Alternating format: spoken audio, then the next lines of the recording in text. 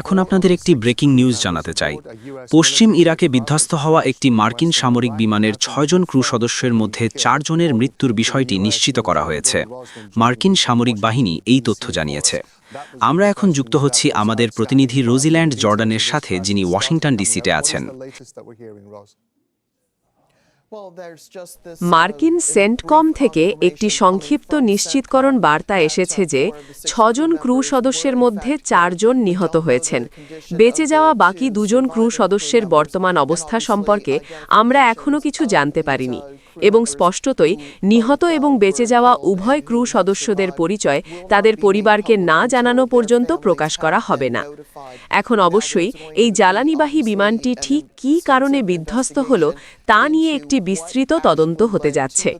এই বিমানটি কয়েক দশক ধরে বিমান বাহিনীর বহরের অংশ ছিল এবং মার্কিন সামরিক বাহিনীর বিভিন্ন বিমান অভিযানে গুরুত্বপূর্ণ ভূমিকা পালন করেছে, তা সে দূরপাল্লার ফ্লাইট হোক বা মধ্যপ্রাচ্য, উত্তর আফ্রিকা কিংবা বিশ্বের অন্যান্য স্থানে বোমা হামলার মিশনে থাকা অন্যান্য যুদ্ধ বিমানে আকাশে থাকতেই জ্বালানি সরবরাহ করার কাজ হোক।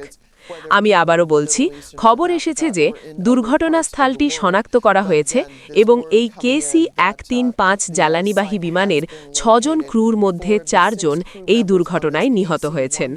দুর্ঘটনাটি বৃহস্পতিবার গভীর রাতে পশ্চিম ইরাকে ঘটেছে। সেন্টকমের প্রাথমিক মন্তব্য ছিল যে এটি কোনো শত্রুপক্ষের হামলার কারণে ঘটেনি, যেমনটি ইরান সমর্থিত বলে অভিযোগ রয়েছে এমন একটি স্থানীয় গোষ্ঠী দাবি করেছিল।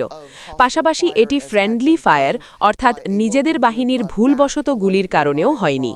যদিও ওই এলাকাটি মার্কিন সামরিক বাহিনীর নিয়ন্ত্রিত নয়, তবুও যুক্তরাষ্ট্রকে ইরাকের ওই অংশ দিয়ে যাতায়াতের অনুমতি দেওয়া হয়েছিল।